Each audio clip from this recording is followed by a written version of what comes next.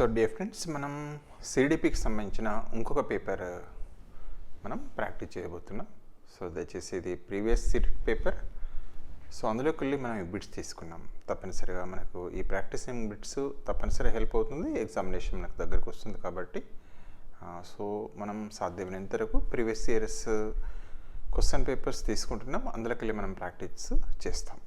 So దయచేసి మనం బిట్లోకి వెళ్తున్నాం. వెళ్ళే ముందు కూడా మరొకసారి కూడా విజ్ఞప్తి, మిత్రులందరూ కూడా తప్పనిసరిగా ఇది revision period, revision and practice period. తప్పనిసరిగా మీరు మీ వీలుని బట్టి తప్పనిసరిగా టాపిక్ వైజ్ రివిజన్ చేసుకోండి, లేదా ఓవరాల్గా రివిజన్ చేసుకొని 2-3 టాపిక్స్ కలిపి రివిజన్ చేసుకొని ఓల్డ్ సీటెడ్ పేపర్స్కి వెళ్ళి తప్పనిసరిగా మీరు ఏంటంటే క్వశ్చన్స్ ప్రాక్టీస్ చేయాలి.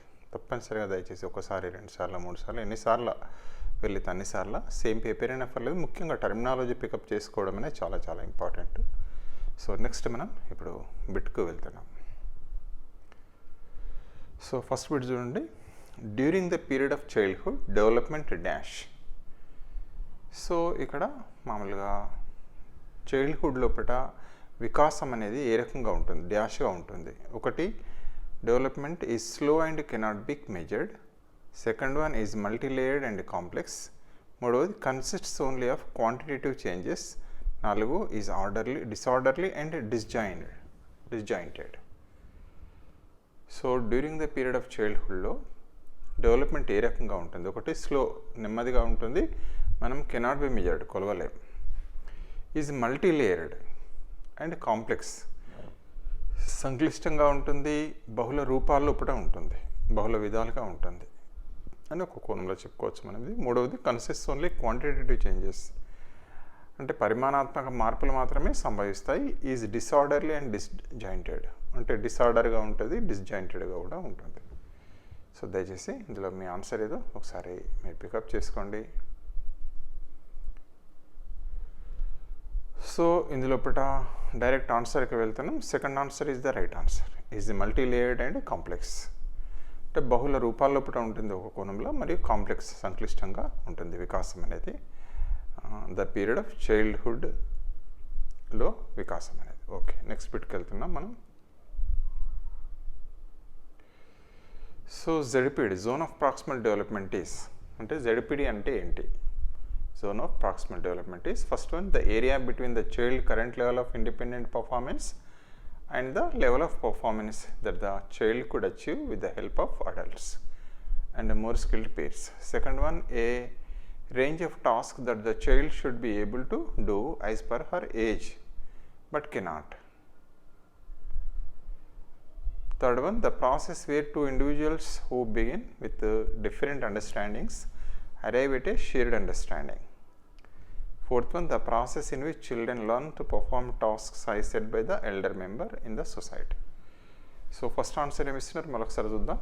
Zone of proximal development is, జెడ్పిడి అంటే ఏంటి అని, అంటే ఇది the area between child current level of independent performance. ఒక శిశువు ప్రస్తుతం ఏదైతే పర్ఫామ్ చేస్తున్నాడో, స్వయంగా తను పర్ఫామ్ చేస్తున్నాడో, and the level performance that the child could achieve with the help of adult and more skilled persons. అదే దాన్ని పెద్దల చేత లేదా ఎక్కువ స్కిల్ ఉన్న వ్యక్తుల సాయం చేత చేయగలిగేది అని అంటున్నాడు. సో రెండవది, ఈ range of task that child should be able to do as per her age but cannot. ఒక శిశువు తన ఏజ్ ప్రకారం చేయగలిగేది ఒక టాస్క్ను, కానీ చేయలేకపోతున్నాడని. మూడవది, the process where to individuals who began with different understandings arrive A shared understanding. So ఒక ఇరువురి వ్యక్తులు ఒక విషయం పైన అవగాహనకు వస్తున్నారు, అవగాహనకు రావడం, బిగాన్ విత్ డిఫరెంట్ అండర్స్టాండింగ్స్, వేరువేరుగా అవగాహనకు ఉంది, arrive at a shared understanding, వాళ్ళు ఒక షేర్డ్ అవగాహనకు రావడం, వచ్చే ప్రక్రియ. 4, the process in which children learn to perform tasks as said by the elder member in society. పిల్లలు పెద్దలు ఏదైతే మామూలుగా ఒక టాస్క్ను అంటారో ఆ టాస్క్ను చేరుకునే ప్రక్రియ. The process in which children learn to perform, అంటే ఒక పర్ఫామ్ చేయడానికి పెద్దలు సెట్ చేసిన దాన్ని చేసే ఒక ప్రక్రియ అని చెప్తున్నాడు. సో దయచేసి బహుశా మీకు ఆల్రెడీ ఆన్సర్ తెలిసే ఉంటుంది. జెడ్పీ అంటే జెడ్పీడి అంటే ఏంటంటే దీనికి డైరెక్ట్ ఆన్సర్ వెళ్తున్నాం. First answer is right answer. అంటే చైల్డ్ ఇండివిజువల్గా ఏదైతే డెవలప్ అవుతాడో చేయగలుగుతాడో అదే పనిని ఇతరుల సాయం చేత చేయగలగడం అనేది ఆ రెండింటి మధ్య తేడానే జెడ్పీడి అంటాం. సో నెక్స్ట్ పెట్టుకు వెళ్తున్నాం. అకార్డింగ్ టు పియాజే children in formal operation stages. So పిల్లలు ఫార్మల్ ఆపరేషన్ స్టేజ్లో మనకు తెలిసిందే, దయచేసి తప్పనిసరిగా గుర్తుపెట్టుకోవాలి. 4 దశలు: సెన్సరీ మోటార్ స్టేజ్, అదేవిధంగా pre operational stage, concrete operation stage, 4వ దశ ఇది ఫార్మల్ ఆపరేషన్ స్టేజ్ లోపట అని ఇస్తున్నారు ఇక్కడ. అకార్డింగ్ టు పియాజే children in formal operation stages first one are capable of hypothetical deductive reasoning and a propositional thought. Second one are bound by centration and irreversibility of thought. మూడవది cannot conserve, classify and seriate. నాలుగవది begin to engage in make believe and symbolic play. So దయచేసి మీకు already వచ్చేసే ఉంటుంది answer. ఎందుకోసం అంటే పియాజే అంటే 4 దశలు, 4 దశల్లోని ముఖ్య అంశాలు గుర్తుకు రావాల్సిందే మనకు. ఇద్దరు కూడా ప్రీవియస్ పేపర్లో కూడా డిస్కస్ చేసుకున్నాం. ఏంటి అంటే 4 దశల్లో కూడా పియాజే అంటేనే మనకు తప్పనిసరిగా ఏంటంటే cognitive structures, cognitive functions, schema, assimilation, accommodation, అదేవిధంగా sensory motor stage. Sensory motor stage అంటే ఆబ్జెక్ట్ పర్మనెన్స్. అదేవిధంగా ప్రీ ఆపరేషనల్ స్టేజ్, అందులో మొదటి దశ 2 దశలు ఉంటాయి, ప్రీ కాన్సెప్చువల్ ఫేజ్ అని. అందులో ఏంటంటే అనిమిజం ఉంటుంది, బొమ్మలకు కూడా స్నానం చేపిస్తారు, ప్రాణం ఉందని నమ్ముతారు, వాటితో ముచ్చట్లు పెడతారు. అదేవిధంగా ఎగోసెంట్రిక్. తర్వాత నెక్స్ట్ కాంక్రీట్ ఆపరేషన్ స్టేజ్, అందులో ఏంటంటే లాజిక్ ఉంటుంది, కాంక్రీట్ థింకింగ్ అనేది ఉంటుంది. ఇక next 4th one formal operation stage. మీ అందరికీ తెలిసిందే, దానిలో ఇంపార్టెంట్ అంశాలు గురించి మళ్ళీ నేను ప్రస్తావన చేస్తాను, కానీ ఈ లోపల దయచేసి మీ యొక్క ఆన్సర్స్ ఏదో పుటప్ చేసుకోండి. సో ఈ విధంగా సీక్వెన్షియల్ ఆర్డర్లో మనకు వచ్చేసేయాలి. ఈ విధంగా పియాజే అంటే మనకు అన్ని గుర్తుకు రావాల్సిందే. సో అట్లా టక్కన ఆన్సర్ మనకి ఈజీగా దొరికిపోతుంది. ఫస్ట్ మీకు ఆల్రెడీ ఫైండ్ అవుట్ చేసే ఉండొచ్చు, దయచేసి మీ ఆన్సర్ను పుటప్ చేసుకోండి. సో ఇక్కడ డైరెక్ట్ ఆన్సర్ మన అందరికీ వెళ్తున్నాం. మనం ఫార్మల్ ఆపరేషన్ స్టేజ్ యొక్క ముఖ్య లక్షణం ఏంటంటే అబ్స్ట్రాక్ట్ థింకింగ్ అనేది ఉంటుంది, తర్వాత hypothetical deductive reasoning and propositional thought అనేది ఉంటుంది. So answer direct first one is the right answer. మిగతా అన్నీ కూడా centration and reversibility of thought, ఇవన్నీ కూడా కాంక్రీట్ ఆపరేషనల్ స్టేజ్ అని చెప్పుకోవచ్చు. అండ్ ఇర్రివర్సిబిలిటీ ఆఫ్ థాట్, ఇది ఇర్రివర్సిబిలిటీ అనేది ఏదైతే ఉంటుందో అంటే ఓకే, మనం మళ్ళీ తర్వాత దీని గురించి మాట్లాడదాం. అంటే ఏదైనా కూడా ఎక్కడ ఉంటుందంటే ఇర్రివర్సిబుల్ ఆఫ్ థాట్, సెంట్రేషన్ అనేది మనకు ప్రీ ఆపరేషన్ స్టేజ్ యొక్క ముఖ్య లక్షణం. అంటే sensory motor stage pre operation స్టేజ్లో ఉంది కదా. 2వ దశలో పడిందంటే 2 పాత్రల్లో మనం వాటర్ పోస్తాం. ఒక పాత్రలోని వాటర్ పొడవైన పాత్రలో పోసినప్పుడు ఎలా వాటర్ ఎక్కువ ఉందంటే పొడవైన దానిలోనే అంటారు. అదేవిధంగా 2 పిండి బుద్దలు తీసుకుంటాం, ఒకదాన్ని సాగదీస్తే ఏది ఎక్కువ ఉంటుంది అంటారే, పొడవైనది ఎక్కువ ఉంది అంటారు. సో దాన్ని ఏమంటామంటే ఆబ్సెన్స్ ఆఫ్ ఇర్రివర్సిబిలిటీ అంటాం.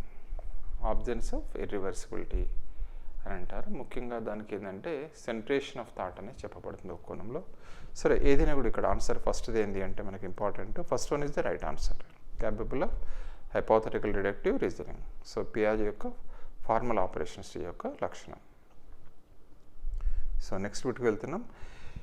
At which stage of Kohlberg's theory of moral development do individuals believe that society maintaining the current social system ensures positive human relationship and social order.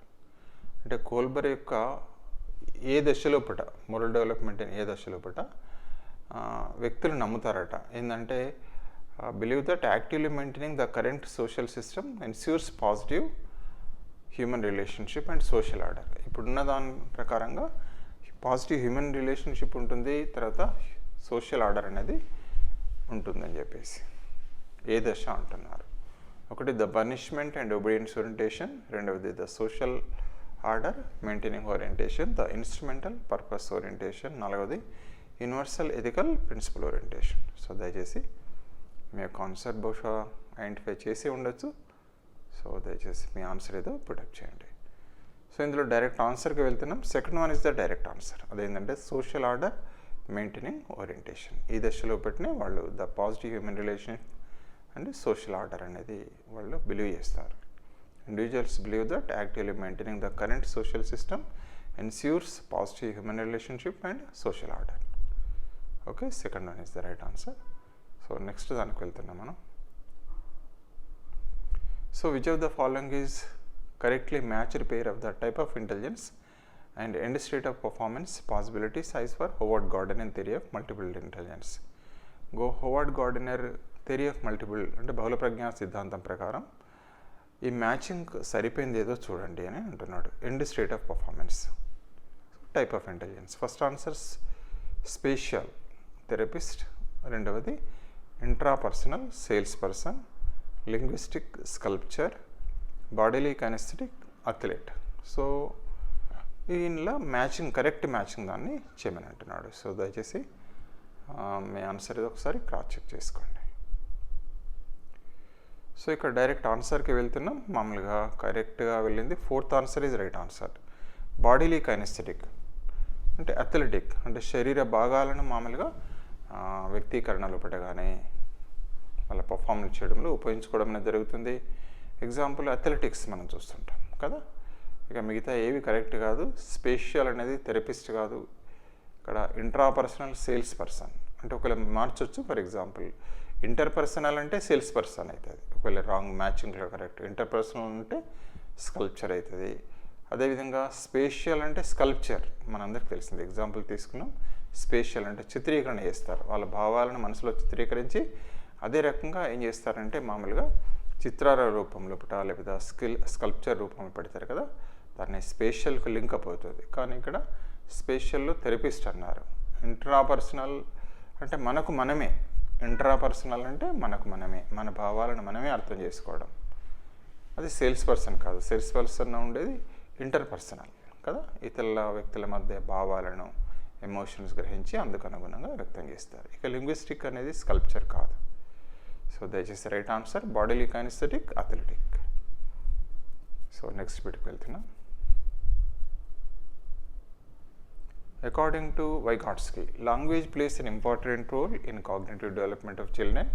Second one, children learn language through a language acquisition device. మూడవది, children's cognitive development occurs in stages. నాలుగవది, maturation of schemas lead to cognitive development in children. So మనందరికి తెలిసిందే వైగాట్స్కి, పియాజే. ఈ రెండు కంపారిటివ్లో కొంచెం గుర్తుపెట్టుకోవడం చాలా easy. So పియాజే ఇంతకుముందు అనుకున్నాం ఏమేమి ఉంటాయి, ఏమేమి దశలు ఉంటాయి అనేది మనకు ఐడియా ఉన్నది. అదేవిధంగా వైగాట్స్కి సంబంధించింది కూడా కొంచెం మనం తప్పనిసరిగా గుర్తుపెట్టుకోవాలి. సోషియో కల్చరల్ కన్స్ట్రక్టివిజం అన్నారు. అదేవిధంగా వారు ఎంకేఓ మోర్ నాలెడ్జబుల్ అదర్స్ అన్నారు, స్కఫోల్డింగ్ అన్నారు, మనందరికి తెలిసిందే. అదేవిధంగా జెడ్పిడి. అంతేకాకుండా ప్రధానంగా వీరు ఏం చెప్పారు, లాంగ్వేజ్ డెవలప్మెంట్ మీద మాట్లాడారు.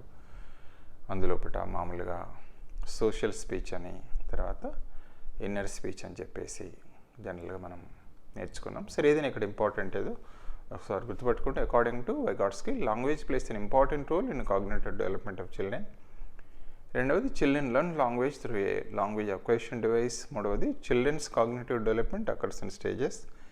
నాలుగవది, maturation of schemas led to cognitive development in children. So right answer ఏదో ఐడెంటిఫై చేసుకోండి. సో ఇక్కడ మనం డైరెక్ట్ ఆన్సర్కి వెళ్తున్నాం. ఎలిమినేషన్ ప్రాసెస్ కూడా వెళ్ళొచ్చు. ఇక్కడ ఫర్ ఎగ్జాంపుల్ ఇంకొక ఐడియాగా చూద్దాం. సో ఇక్కడ children learns language through the language అక్వేషన్ device అని వీరు చెప్పలేదు కదా, రెండవది రాంగ్.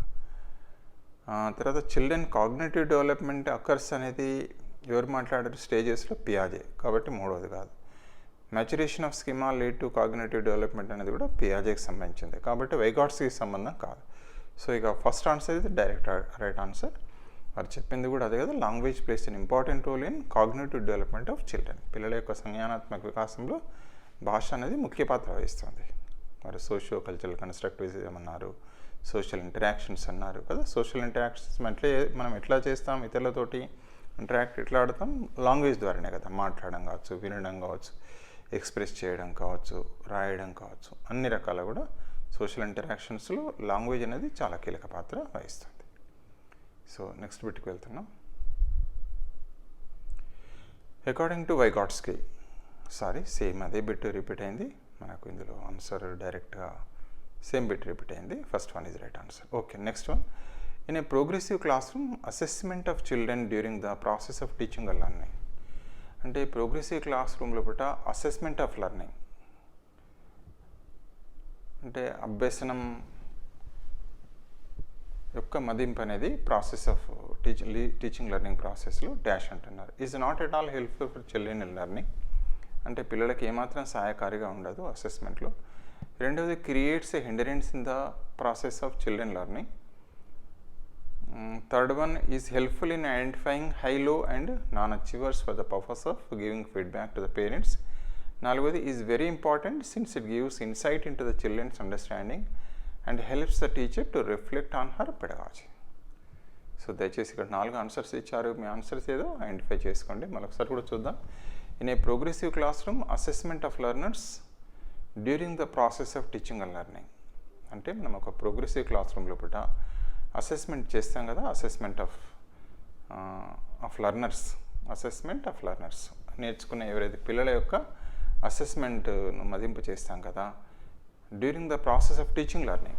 అంటే బోధన అభ్యసన ప్రక్రియలో మనం సిసిలో మదింపు చేయడం అన్న విషయం మనందరికీ తెలిసింది. అదేంటంటే ఒకటి is not at all helpful in children's learning. అది పిల్లల అభ్యసనానికి ఎట్టి పరిస్థితి ఏం సాయం చేయదు. రెండవది creates in hindrance in the process of children's learning. అది పిల్లల అభ్యసనానికి ఆటంకాన్ని కలిగజేస్తుంది. మూడవది is helpful in identifying high, low and non achievers for the purpose of giving feedback to the parents. ఇది పిల్లల యొక్క ప్రగతిని తల్లిదండ్రులకు తెలియజేయడం లోపల హై అచీవర్సు, లో అచీవర్సు, నాన్ అచీవర్స్ అని ఆరోపణలు చెప్పడానికి ఉపయోగపడుతుంది. నాలుగవది is very important since it gives insight in to children's understanding. ఇది పిల్లల అవగాహన ఏమాత్రం అవగాహన చేసుకున్నారో మనకు ఒక అవగాహన చేసుకున్నారో తెలుసుకోవడానికి ఒక ఇన్సైట్గా ఉపయోగపడుతుంది. And helps the teacher to reflect on her pedagogy. అంతేకాకుండా తన బోధన ఏ విధంగా ఉందో కూడా టీచర్కు తెలుసుకోవడంలో ఉపయోగపడుతుంది. సో దయచేసి 4 ఆన్సర్లో మీ ఆన్సర్ ఏదో బహుశా తెలిసే ఉండొచ్చు. మీరు ఐడెంటిఫై చేయండి మీ ఆన్సర్ను. సరే, ఇక్కడ డైరెక్ట్ ఆన్సర్కి వెళ్తాను. 4th answer is right answer. మిగతా ఏవి కూడా కాదు. ఎందుకంటే అసెస్మెంట్ ఆఫ్ చిల్డ్రన్ లెర్నింగ్ అని మనం ఎవాల్యుయేట్ చేస్తాం కదా జనరల్గా బోధన అభ్యసన ప్రక్రియలో. అదేం తెలుస్తుందంటే పిల్లలు ఏ మేరకు అవగాహన చేసుకున్నారనేది తెలుస్తుంది. రెండవది మన పెడగాజీ కూడా బోధన అనేది ఏ విధంగా మనం ఫాలో అనుసరిస్తున్న బోధనా విధానం కూడా వర్కౌట్ అవుతుందా లేదా అని తెలుసుకోవడానికి కూడా తప్పనిసరిగా దోహదపడుతుంది. మిగతా ఇవి కూడా it is not hindrance, it is not helpful అన్నాడు, హిండరెన్స్ అన్నాడు, లో అచీవర్స్ అనొచ్చు. ఇది ఇవి 3 కూడా కరెక్ట్ ఆన్సర్స్ కావు. సో నెక్స్ట్ బిట్కి వెళ్తున్నాం. An effective classroom strategy to reduce gender stereotyping and broadening the developing possibilities for all sexes is. అంటే జెండర్ స్టీరియోటైప్స్ను మనం క్లాస్ రూమ్లో తగ్గించడానికి, తర్వాత ఒక broadening development of possibilities of all sexes. అంటే అందరూ సమానమేని స్త్రీ పురుషులు సమభావన కలగడానికి తోడ్పడేది ఏది ఒక ఎఫెక్టివ్ క్లాస్ రూమ్ స్ట్రాటజీగా ఏది పనిచేస్తుంది? ఒకటి. రెండవది to ignore and dismiss biological differences among the sexes. రెండవది to reinforce gender roles as a portrayed in the society. మూడవది forming same sex ability groups. నాలుగవది forming mixed sex activity groups and promote discussion. ఇక్కడ 4 strategies ఇచ్చారు. ఏ strategy అనేది మామూలుగా gender స్టీరియోటైప్స్ని తగ్గిస్తుంది అనేది main. ఒకటి to ignore and dismiss biological differences among the sexes. మనం బయాలజికల్ డిఫరెన్సెస్ను మామూలుగా ఇగ్నోర్ చేయడమే, డిస్మిస్ చేయడమే బెటర్ అని ఒక పద్ధతిగా అంటున్నాడు. To reinforce gender roles as portrayed in the society. సమాజం ఏదైతే చెప్తుందో ఆ జెండర్ రోల్స్ని మనం రీఎన్ఫోర్స్ చేసే విధంగా ఉండాలి అంటున్నాడు. మూడవది forming same sex ability groups. అంటే ఆడపిల్లలందరినీ ఒక గ్రూపు, మేల్స్ అందరినీ ఒక గ్రూపు, ఫీమేల్ అందరినీ ఒక గ్రూప్గా చేయడం అని అంటున్నాడు. నాలుగోది farming mixed sex activity groups in the promote discussion. జనరల్గా మామూలు ఏం చేస్తా అంటే ఆడపిల్లలను మగపిల్లలను కలిపి జనరల్ యాక్టివిటీస్ కానీ, ప్రాజెక్ట్ వర్క్ కానీ, లేదా ఒక చర్చ కానీ మిక్స్డ్ గ్రూప్స్ లోపల మనం చేసి వాళ్ళ లోపల చర్చను డెవలప్ చేయడం. ఓకే, సో ఈ 4 లోపల ఏది effective class room strategy to reduce the gender stereotyping అంటున్నాడు. సో దయచేసి మీ ఆన్సర్ను ఫైండ్ అవుట్ చేసుకోండి. సో బహుశా మీరు ఆన్సర్ ఆల్రెడీ ఫైండ్ అవుట్ చేసే ఉంటారు. దీనిలో కరెక్ట్ ఆన్సర్ ఏంటంటే fourth one is the right answer. Farming mixed sex activity groups, mixed groups. Promote discussion అంటే ఎప్పుడు కానీ మనం ఏమంటారంటే ఈ సైకలాజికల్గా కూడా జనరల్గా ఈ స్టీరియోటైప్స్ని కూడా రెడ్యూస్ చేయడానికి ఆడపిల్లల్ని మగపిల్లల్ని గ్రూప్స్గా చేసి మిక్స్డ్ గ్రూప్ చేయాలి. సో వాళ్ళ మధ్య ఏదైతే ఉంటుందో ఒక డిస్కషన్ వచ్చే విధంగా మామూలుగా నిర్వహించాలి యాక్టివిటీస్ అని చెప్తున్నారు. సో నెక్స్ట్ బిట్కి వెళ్తున్నాం. Multilingualism in a class room needs to be understood as dash by the teachers. అంటే మనకు క్లాస్ రూమ్లో అనేక భాషలు మాట్లాడే పిల్లలు వస్తారు కదా, దాన్ని ఏ విధంగా ఉపాధ్యాయులుగా మనం అవగాహన చేసుకోవాలి, ఏ విధంగా రిసీవ్ చేసుకోవాలి. ఒకటి an asset and resource, second one is a hindrance, మూడవది ప్రాబ్లం, నాలుగవది సిస్టమిక్ ఇష్యూ కదా. సో బహుశా మీకు అర్థమై ఉంటుంది. అది కరెక్ట్ ఆన్సర్ అయితే ఫైండ్ అవుట్ చేయండి. మరొకసారి కూడా multilingualism in a classroom need to be understand as a dash by the teacher, an asset and resource, second one is hindrance, third one is a problem, fourth one is a systemic issue. Okay, so ఇందులో right answer identify చేయండి. So ఇందులో correct answer ఏది అంటే direct ఆన్సర్కి వెళ్తున్నాం. First answer is the right answer. It is an asset and resource కానీ మనం భావించాలి. Multilingualism in a classroom need to be understand as a asset and resource by the teachers. ఉపాధ్యాయులందరం మనం అదొక బహుళ భాషలు మాట్లాడడం అనేది ఒక అసెట్గా భావించాలి, అదొక రిసోర్స్గా మనం భావించుకోవాలి. సో నెక్స్ట్ బిట్కి వెళ్తున్నాం మనం. A child centred classroom is one in which శిశుకేంద్ర తరగతి ఏదైతే ఉంటుందో అందులో ఒకటి the teacher uses the textbook as the only source of knowledge, second one the teacher segregates the children based on their abilities, మూడవది the teacher uses rewards and punishments to direct children behavior, fourth one the teacher is flexible and caters to needs of individual children. ఇందులో correct answer ఏదో identify చేయండి. A child centred classroom is one in which శిశుకేంద్ర తరగతి గదిలో ఇది ఉంటుంది అన్నట్టు. The teacher uses textbook as the only source of knowledge, అందులో ఒక టెక్స్ట్ బుక్ ఒకటే నాలెడ్జ్ సోర్స్గా ఉపయోగిస్తారు. రెండవది the teacher segregates the children based on their abilities, పిల్లల యొక్క ఎబిలిటీస్ని బట్టి వాళ్ళని విడదీయడం, సెగ్రిగేట్ చేయడం, వేరు చేయడం. మూడవది the teacher uses rewards and punishment to direct children behaviour, పిల్లల ప్రవర్తన కోసం బహుమతులను పనిష్మెంట్లను ఇవ్వడం. నాలుగవది a teacher is flexible and caters the needs of individual children, teacher చాలా ఫ్లెక్సిబుల్గా ఉంటారు పిల్లల అవసరాలను తీర్చడం లోపల, ఇండివిజువల్ పిల్లల యొక్క వైయక్తిక అవసరాలను తీర్చడంలో టీచర్ ఫ్లెక్సిబుల్గా వ్యవహరిస్తారు. సో దయచేసి ఇందులో 4 ఆన్సర్ల బహుశా మీరు ఐడెంటిఫై చేసి ఉండొచ్చు. చైల్డ్ సెంటర్డ్ క్లాస్ రూమ్లో జరిగేది శిశు కేంద్ర విద్య లోపల. సో ఇప్పుడు డైరెక్ట్ ఆన్సర్కి వెళ్తున్నాం. Fourth one is the right answer. So the teacher is flexible and క్యాటర్ the needs of the individual children. So మిగతా ఏవి కూడా కాదు, చైల్డ్ సెంటర్డ్ క్లాస్ రూమ్ యొక్క అవి కావు. సో అందులో ఇప్పుడు టెక్స్ట్ బుక్ ఒకటే సోర్స్ కాదు, తర్వాత పిల్లల్ని సెగ్రిగేట్ చేయడం అనేది ఉండదు. అదేవిధంగా రివార్డ్స్ పనిష్మెంట్స్ కూడా ఉపయోగించాం చైల్డ్ సెంటర్డ్ క్లాస్ రూమ్ పిల్లల బిహేవియర్ మార్చడానికి, అవి మాత్రం కాదు అది. So the teacher is flexible and caters the needs of individual children. So next వీటికి వెళ్తున్నాం. According to which theorist, cultural tools play an important role in cognitive development of children? పిల్లల సంజ్ఞానాత్మక వికాసంలో కల్చరల్ టూల్స్ అనేటివి చాలా important role play చేస్తాయని ఏ సిద్ధాంతకర్త చెప్పారు? ఒకటవ ఆన్సర్ వైగాట్స్కీ, రెండవది పియాజే, మూడవది బండూరా, నాలుగవది స్కిన్నర్. మళ్ళీ ఒకసారి చూద్దాం. According to which theorist cultural tools plays important role in cognitive development of children? పిల్లల సంజ్ఞానాత్మక వికాసంలో కల్చరల్ టూల్స్ ప్రముఖ పాత్ర వహిస్తాయని ఎవరు చెప్పారు? తప్పనిసరిగా గుర్తుపెట్టుకోవాలి, ఇదేంది కాగ్నిటివ్ డెవలప్మెంట్ థియరీస్. సో అవి గుర్తుకు తెచ్చుకుంటే మీకు ఈజియెస్ట్గా వచ్చేస్తుంది కల్చరల్ టూల్స్. సో ఒకటి వైగాట్స్కీ, రెండవది పియాజే, మూడవది బండూరా, నాలుగవది స్కిన్నర్. సో కరెక్ట్ ఆన్సర్ని దయచేసి ఐడెంటిఫై చేయండి. సో ఇక్కడ మనకు కాగ్నిటివ్ డెవలప్మెంటల్ థియరీస్ అంటే ఇద్దరే, పియాజే ఉన్నారు, వైగాట్స్కీ ఉన్నారు. అందులో cultural tools socio cultural constructivism దయచేసి చెప్పిన వ్యక్తి ఎవరంటే వెగాట్స్కీ. సో అందువల్ల డైరెక్ట్ ఆన్సర్కి వెళ్తున్నాం. First one is the correct answer. పియాజే కాదు, బండూరా కాదు, అబ్జర్వేషన్ లెర్నింగ్ థియరీ చెప్పారు బండూరా.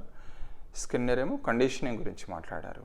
ఇక పియాజే మనందరికి తెలిసిందే stages of development, cognitive development గురించి మాట్లాడారు. కానీ cultural tools play an important role in cognitive development గురించి చెప్పింది ఎవరంటే వెగాట్స్కీ. సో అందులో first answer is the right answer. So next video చూద్దాం. Which of the following is not a suitable learning material for students who are partially sighted. అంటే పాక్షికంగా దృష్టిలోపం ఉన్న వారికి ఈ క్రిందిది సరైన మెటీరియల్ అభ్యసన మెటీరియల్ కాదు. Which of the following is not a suitable learning material for students who are partially sighted. పాక్షికంగా దృష్టి ఉన్నవారికి ఈ క్రిందిది అభ్యసన మెటీరియల్ కాదు, కరెక్ట్ సూటబుల్ కాదంటున్నారు. ఒకటి లార్జ్ ప్రింట్ బుక్స్, రెండవది 3 డైమెన్షనల్ మ్యాప్స్ అండ్ చార్ట్స్, మూడవది talking books, felt bulletin boards, నాలుగవది స్మాల్ ప్రింట్ వర్క్షీట్స్. సో దయచేసి బహుశా మీరు ఐడెంటిఫై చేసి ఉండొచ్చు. మరొకసారి చూద్దాం. పాక్షికంగా which of the following is not suitable learning material for students who are partially sighted. One is large print books, second one is 3 dimensional maps and charts, third one is talking books, felt bulletin boards, fourth one small print worksheets. So బహుశా మీ ఆన్సర్ను identify చేసి ఉండొచ్చు. దయచేసి మీ యొక్క answer ఏదో find out చేసుకోండి. So ఇక్కడ direct ఆన్సర్కి వెళ్తున్నాం. ఫోర్త్ వన్ ఈజ్ నాట్ కదా, నాలుగవది ఆన్సర్ స్మాల్ ప్రింట్ వర్క్షీట్స్ కాదు, నాట్ సూటబుల్. ఇక్కడ జాగ్రత్తగా చూడండి, ఈ పదజాలం ఏం వాడుతున్నాడు అనేది important. Who are partially sighted, ఇది క్రిటికల్ వర్డ్స్ ఇవి. పాక్షికంగా దృష్టి గల వారికి లార్జ్ ప్రింట్ బుక్స్ అవసరమే, 3 డైమెన్షనల్ మ్యాప్స్ సహాయపడుతుంది, టాకింగ్ బుక్స్ కూడా సహాయపడుతుంది. కానీ స్మాల్ ప్రింట్ వర్క్షీట్స్, చాలా చిన్న ప్రింట్ ఉన్న వర్క్షీట్స్ అవి లెర్నింగ్ మెటీరియల్గా ఉపయోగపడదు. సో అందువల్ల fourth one is the right answer దీనికి. So next question, the underlying belief behind the inclusive education is. So inclusive education యొక్క ఫిలాసఫీ, దాని యొక్క ముఖ్యమైన ఆశయం ఏంటిది? Underlying belief behind the inclusive education, విలీన విద్య యొక్క ముఖ్య లక్ష్యం ఏంటిది లేదా ముఖ్యమైన గోల్ ఏంటిది అని అంటున్నారు. ఒకటి, segregation of children on the basis of their abilities and provisioning of vocational training accordingly. Second one, diagnostic labeling of children based on their handicaps for the identifying of their limitations. అదేవిధంగా మూడవది, provisioning of special education institutions for children with the different handicaps. నాలుగవది, the philosophy that all children have right to get equal education in a regular school. So ఇక్కడ 4 answers ఇచ్చారు. బహుశా మీరు కూడా already identify చేసే ఉండొచ్చు, అయినప్పటికీ మరొకసారి కూడా చూద్దాం. The underlying belief behind the inclusive education is segregation of children on the basis of their abilities. పిల్లలను వాళ్ళ సామర్థ్యాన్ని ఆధారంగా వేరు చేయడం, వేరు చేసి వాళ్ళకు వొకేషనల్ ట్రైనింగ్ ఇవ్వడం. రెండవది, diagnostic labelling of children based on their handicaps for the identifying their limitations. పిల్లల లోపల డయాగ్నోస్టిక్ చేసి మామూలుగా ఎవాల్యుయేషన్ చేసుకొని పిల్లల్ని మామూలుగా ఒక లేబుల్గా చేయడం, డయాగ్నోస్టిక్ లేబులింగ్ ఆఫ్ చిల్డ్రన్. అంటే పిల్లలు చదువు వచ్చిన వాళ్ళు, చదువు రాని వాళ్ళు, ఇట్లా అన్ని రకాల క్లాసిఫై చేయడం అంటున్నాడు. And their handicaps for the identification of their limitations, వాళ్ళ లిమిటేషన్ గుర్తుపట్టడం కోసమే. మూడవది, provision of special education institution for children with different handicaps. మామూలుగా ప్రత్యేక విద్యను వాళ్ళ ఇన్స్టిట్యూషన్లు ప్రొవిజన్ కోసం for the children with different handicaps, అంటే పిల్లల యొక్క వేరు హ్యాండిక్యాప్స్ ఆధారంగా మామూలుగా స్పెషల్ ఎడ్యుకేషన్ ఇవ్వడం కోసం institutions, special education institution provisioning. నాలుగోది, the philosophy that all the children have right to get equal education in regular school. అంటే రెగ్యులర్ పాఠశాల లోపల పిల్లలందరూ కూడా సమాన విద్యను పొందడానికి హక్కును వారికి హక్కు కలిగి ఉంటుంది కదా, అది పొందడానికి. The philosophy that all children have a right, పిల్లలందరికీ హక్కు ఉంటుంది. A right to get equal educations, అంటే అందరితో సమాన విద్య రెగ్యులర్ స్కూల్లో పొందే హక్కు కలిగి ఉండడమే దీని యొక్క philosophy. The philosophy that all children have right to get equal education in regular school. Regular పాఠశాలలో కూడా పిల్లలందరూ సమాన విద్య హక్కును పొందే హక్కును కలిగి ఉండడమే దీని యొక్క ఫిలాసఫీ అనేది 4వ ఆన్సర్ ఇస్తున్నారు. బహుశా మీరు ఐడెంటిఫై చేసి ఉండొచ్చు మీకు ఆన్సర్ను. ఇంక్లూజివ్ ఎడ్యుకేషన్ యొక్క బేసిక్ ఫిలాసఫీ ఏంటిది. ఓకే, డైరెక్ట్ ఆన్సర్కి వెళ్తున్నాం. ఇక్కడ 4th answer is the right answer.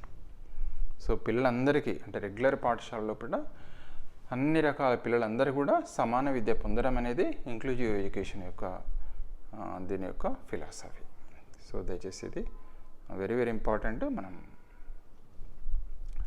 So next అంశానికి వెళ్తున్నాం. నెక్స్ట్ పెట్టుకో. Need of gifted and creative children can be addressed by, అంటే గిఫ్టెడ్ చిల్డ్రన్ క్రియేటివ్ చిల్డ్రన్ యొక్క అవసరాలను ఏ విధంగా మనం అడ్రస్ చేస్తామంటే పిల్లల యొక్క అవసరాలను మరొకసారి చూడండి. Needs of gifted and creative children can be addressed by, ఒకటి giving challenging tasks and activities to prevent boredom, రెండవది giving questions that require convergent thinking, మూడవది providing specific instructions to solve problems, నాలుగవది administrating memory based tests. So మరొకసారి చూద్దాం. అంటే gifted అంటే జనరల్గా 140 above IQ ఉన్న పిల్లల్ని గిఫ్టెడ్ అంటాం. అదేవిధంగా సృజనశీలమైన పిల్లలకు వాళ్ళ అవసరాలను ఎలా అడ్రస్ చేస్తాం మనం చేయాలంటే, ఒకటి గివింగ్ ఛాలెంజింగ్ టాస్క్, వాళ్ళకి ఏంటంటే ఒక ఛాలెంజింగ్గా ఉండే టాస్క్ని ఇవ్వడం, and activities to prevent boredom, వాళ్ళకు బోర్డమ్ కలిగించే యాక్టివిటీస్ను ప్రొవైడ్ చేయడం, అంటే బోర్డమ్ను ప్రివెంట్ చేసే యాక్టివిటీస్ను ప్రొవైడ్ కూడా చేయడం. రెండోది giving questions that requires convergent thinking, అంటే పిల్లలకు డైవర్జెంట్ థింకింగ్, కన్వర్జెంట్ థింకింగ్ అని 2 రకాలు కదా. ఈ విధంగా సమైక్య ఆలోచనను తోడ్పడే ప్రశ్నలు ఇవ్వడం, giving questions that requires convergent thinking. మూడవది providing specific instruction to solve problems, so సమస్యలను పరిష్కరించుకోవడం కోసం ప్రత్యేకమైన స్పెషల్ ఇన్స్ట్రక్షన్స్ ఇవ్వడం. మూడవది administrating memory based tests, so ఈ విధంగా మెమరీ బేస్డ్ టెస్ట్లను వాళ్ళ మీద అడ్మినిస్ట్రేట్ చేయడం. సో బహుశా మీరు ఆన్సర్ను ఐడెంటిఫై చేసి ఉండొచ్చు. Needs of gifted and creative children can be addressed by, ఎట్లా దయచేసి మీ యొక్క ఆన్సర్ని ఆలోచించండి. కరెక్ట్ ఆన్సర్ ఏదో. సో ఇక్కడ డైరెక్ట్ ఆన్సర్కి వెళ్తాను. First one is the right answer, giving challenging tasks and activities to prevent boredom. So ఎప్పుడు కానీ గిఫ్టెడ్ చిల్డ్రన్కు మామూలుగా ఒక ఛాలెంజింగ్ టాస్క్ను వాళ్ళకి ఇవ్వాలి, వెరీ వెరీ ఇంపార్టెంట్. అదేవిధంగా బోర్డమ్ను కూడా వాళ్ళకు తొలగించే విధంగా ఉండాలి యాక్టివిటీస్ అనేది. Okay, so first one is the right answer, మిగతా ఇవి కూడా కాదు. So children with dyslexia can be identified by, dyslexia ఎవరైతే ఉన్నారో దాన్ని ఎలా గుర్తుపట్టవచ్చు పిల్లల్లో డిస్లెక్సియా ఉన్నవారిని. ఒకటి finding out their social and cultural context, second one through the physical health checkup, మూడవది analysing their reading and writing skills, నాలుగవది assessing their ability to solve complex higher order problems. So dyslexia యొక్క ముఖ్య లక్షణం ఏందో మనం గుర్తుపట్టుకుంటే ఈజీగా dyslexia, dysgraphia, డిస్కాలిక్లియా అని బహుశా మీకు ఐడియా ఉండొచ్చు. మనం కూడా క్లాసెస్లో చదువుకున్నాం. ఇన్ జనరల్ కూడా మీకు ఈజీగా గుర్తుండే ఉంటుంది, మీరు కూడా చదువుకుని ఉంటారు కదా. సో అట్లా ఆ కోణంలో లక్షణాలను గుర్తు తెచ్చుకుంటే తెలుసు, ఈజీగా ఫైండ్ అవుట్ చేయొచ్చు. సో ఇక్కడ 4 ఇచ్చారు answers. Children with dyslexia can be identified, ఎలా గుర్తుపట్టవచ్చు డిస్లెక్సియా వలన. First answer finding out their social and cultural context, second one through physical health checkup, మూడవది analysing their reading and writing skills, నాలుగవది assessing their ability to solve complex higher order problems. So ఇక్కడ ఆన్సర్కి వెళ్తున్నాం మనం. దయచేసి మీ ఆన్సర్ను ఈ లోపల identify చేసుకోండి, which one is the right answer. So ఈ విధంగా మనకు తెలిసింది డిస్లెక్సియా అంటే వాళ్ళకు రీడింగ్ డిసేబిలిటీ అనేది ఉంటుంది, అంటే అక్షరాలను గుర్తుపట్టడం అనేది కష్టం అవుతుంది అవునా కదా, reading and writings analysing. So దాని ద్వారా మనం చెప్పుకోవచ్చిందంటే మూడవది analysing the reading and writing skills, వాళ్ళ యొక్క రీడింగ్ స్కిల్స్ను తెలుసుకోవడం ద్వారా మనం ఈ డిస్లెక్సియాని ఈజీగా ఐడెంటిఫై చేయవచ్చు. So third answer is right answer, మిగతా ఏవి కూడా కాదు. అదేవిధంగా డిస్గ్రాఫియా అంటే రైటింగ్ డిసేబిలిటీ అంటాం, డిస్కాలిక్యులియా అంటే మ్యాథమెటిక్స్ ఏదైతే చేయడంలో ఇబ్బంది పడతారో దాన్ని డిస్కాలిక్యులియా అంటారు. సో కంపల్సరీగా ఈ 3-4 ఇట్లకెళ్ళి గ్యారంటీగా బిట్స్ వస్తున్నాయి, దయచేసి తప్పనిసరిగా ఇవి గుర్తుపెట్టుకోవాలి. Okay, so next bit follow అవుతున్నాం. So which of the following is not an effective strategy to address learners from disadvantaged and deprived backgrounds. So మన పాఠశాలకు బలహీన వర్గాల బిడ్డలు వస్తారు కదా, డిసడ్వాంటేజ్ అండ్ డిప్రైవ్డ్ బ్యాక్గ్రౌండ్స్కి వెళ్ళి వస్తారు. వాళ్ళ అవసరాలను తీర్చడం లోపల ఈ క్రింది 4 సరైనది కానిది ఏది? సో చాలా important. Which of the following is not అంటున్నాడు. Is not an effective strategy. ఇది సరైన స్ట్రాటజీ కాదు. ఎవరికి అంటే learners from disadvantage and deprived బ్యాక్గ్రౌండ్స్కి వెళ్ళి వచ్చిన పిల్లలు ఉంటారు కదా, ఎస్సీ, ఎస్టీ, బీసీ, మైనారిటీ వర్గాల బిడ్డలు, అనేక తల్లిదండ్రులు లేని పిల్లలు కూడా మన పాఠశాలకు వస్తుంటారు. సో అలాంటి వాళ్ళ యొక్క అవసరాలను తీర్చడానికి కింది వాటిలో సరైన స్ట్రాటజీ కానిది ఇది. ఒకటి, first one, talk to the learners to understand their needs and challenges faced by them. రెండవది, asking the learners to enrol for tuitions outside of the school so that teachers does not have to pay much attention to them. మూడవది, motivate the students to set moderately challenging goals and provide appropriate instructional support. నాలుగవది, form collaborative groups to work on activities and encourage student to support each other. So ఇక్కడ మనకు clear కట్గా బహుశా మీకు తెలిసే ఉంటుంది ఏది సరైన స్ట్రాటజీ కానిది ఏది, అవునా కదా. ఒకటేమో talk to the learners to understand their needs and challenges faced by them, అంటే పిల్లల అవసరాలు ఏంటో తెలుసుకొని గుర్తించి వాళ్ళ అవసరాలను తీర్చడం. రెండవది, పిల్లల్ని asking the learners to enroll for tuitions outside the school so that the teacher does not have to pay much attention to them. అంటే పిల్లల్ని బయట ట్యూషన్లు పెట్టుకోండి, ట్యూషన్లో కొమ్మని చెప్పడం, అందువల్ల పెద్ద వాళ్ళ మీద కాన్సన్ట్రేట్ చేయాల్సిన టీచర్కు అవసరం ఉండదు అని రెండవది అంటున్నాడు స్ట్రాటజీ. మూడవది, motivate the students to set A moderate challenging goals and provide appropriate instruction support. పిల్లల్ని ఏంటంటే మోడరేట్ గోల్స్ను సెట్ చేసుకోండి అని చెప్పి వాళ్ళకి సపోర్ట్ ఇవ్వడం. అదేవిధంగా form collaborative groups to work on activities and encourage the student to support each other. పిల్లల్ని collaborative గ్రూప్స్గా ఫార్మేషన్ అయ్యి ఒకరికొకరు నేర్చుకోవడంలో సహకరించుకోమని చెప్పడం. సో దయచేసి ఇందులో సరి అయినది కానిది ఇది.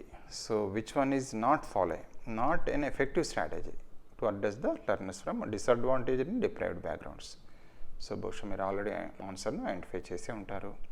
మీ ఆన్సర్ను పుటప్ చేసుకోండి. సో ఇందులో డైరెక్ట్ ఆన్సర్కే వెళ్తున్నాం. సో సెకండ్ అనేది సరైన స్ట్రాటజీ కాదు. పిల్లల్ని బయట ట్యూషన్లు పెట్టుకుంటే మీ మీద ఇక మా యొక్క కాన్సన్ట్రేషన్ అవసరం లేదు అన్నది that is not a effective strategy కదా. పిల్లల్ని బయట ట్యూషన్లు పెట్టుకోవడం అనేది అది రాంగ్ కాన్సెప్ట్ కదా, అది సరైనది కాదు. సో నెక్స్ట్ బిట్కి వెళ్తున్నాం మనం. Physical and emotional health of children dash their learning. అంటే ఫిజికల్ హెల్త్ కానీ ఎమోషనల్ హెల్త్ అనేది పిల్లల లెర్నింగ్ లోపల డాష్ అంటున్నాడు. Does not have any influence on. రెండవది, plays an important role in. మూడవది, is not related to. 4, has an insignificant role in their learning. So ఇక్కడ 4 answers ఇచ్చారు. దయచేసి మనకు ఐడెంటిఫై చేసి ఉండొచ్చు మీరు ఆన్సర్ను. అంటే physical and emotional health of children dash their learning. ఒకటి, does not have any influence on learning. Second, plays an important role in their learning. Is not related to their learning. 4వది, has an insignificant role in their learning. బహుశా మీరు గుర్తుపెట్టే ఉండొచ్చు. అంటే ఒకటోదేమో ఏమి influence ఉండదు అంటున్నారు. రెండవది, ముఖ్యమైన పాత్ర ఉంటుంది అంటున్నారు అభ్యసనంలో. ఇట్ ఈజ్ నాట్ రిలేటెడే కాదు, సంబంధమే లేదంటున్నాడు. అసలు సిగ్నిఫికెన్సే లేదని కూడా ఇస్తున్నాడు 4వ దానిలో. సో పిల్లల యొక్క ఫిజికల్ అండ్ ఎమోషనల్ హెల్త్ అనేది లెర్నింగ్లో ఏ రకంగా ఉంటుంది అనేది దయచేసి మీకు ఆన్సర్ను ఐడెంటిఫై చేయండి. సో డైరెక్ట్ ఆన్సర్కి వెళ్తున్నాం. Second one is the right answer. Plays an important role in their learning. Physical and emotional health of children plays an important role in their learning. అంటే పిల్లల యొక్క హెల్త్ ఏదైతే ఉందో అది శారీరక ఆరోగ్యం కావచ్చు, మానసిక ఆరోగ్యం కావచ్చు, ఎమోషనల్ ఉద్వేగ స్థితిలు కూడా అది అభ్యసనం లోపల చాలా ప్రభావితం అనేది చూపెడుతుంది. Plays an important role. అది సెకండ్ వన్ రైట్ ఆన్సర్. మిగతా అవి కూడా కాదు. సో నెక్స్ట్ బిట్కి వెళ్తున్నాం. To promote meaningful learning in the classroom a teacher should. ఒక తరగతి గదిలో అర్థవంతమైన అభ్యసనం జరగడానికి టీచర్ షుడ్ అంటే టీచర్ తప్పనిసరిగా డాష్ అని అంటున్నాడు. ఏంటిది? ఒకటి, help student to regulate their own emotions and motivations.